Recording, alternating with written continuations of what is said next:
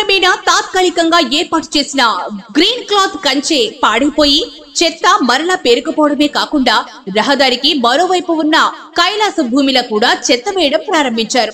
చెత్త వేసే స్థలానికి ప్రహరీ గోడ లేకపోవడం, చుట్టూ ఉన్న స్థలం ఆక్రమణకు గురై ఇళ్లను ఉండడం మరియు నీటి కాలువను ఆనుకుని చెత్త ఉండడం వలన గ్రామ ప్రజలు తీవ్ర అనారోగ్యం పాలవుతున్నారు.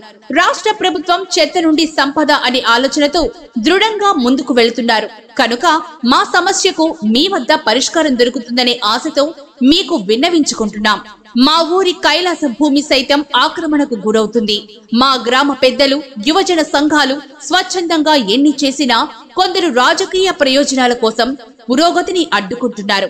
20,000 మంది జనాభా కలిగిన బండారులంక గ్రామంలో చెత్త రీసైక్లింగ్ చేయటకు స్థలం లేదు. ఇప్పుడు చూపిస్తున్న వీడియోలో ఆ చెత్త రహదారిని మూసేంతలా పేరుకుపోయింది. పక్కనే ఉన్న కాలువ నీటిలో కూడా కలిసి అందులో నీటిని కలుషితం చేస్తుంది.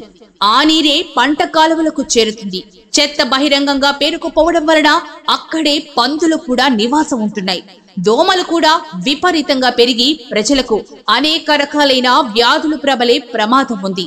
ఇదే విషయమై కలెక్టర్ గారికి గత ప్రభుత్వ హయాంలో పలుమార్లు స్పందన కార్యక్రమంలో వారి దృష్టికి తీసుకుని వెళ్లడం జరిగింది. ఇదే విషయంపై గ్రామ సభను నిర్వహించినప్పటికీ ఈ సమస్యపై ఏ విధమైన పురోగతి జరగలేదు.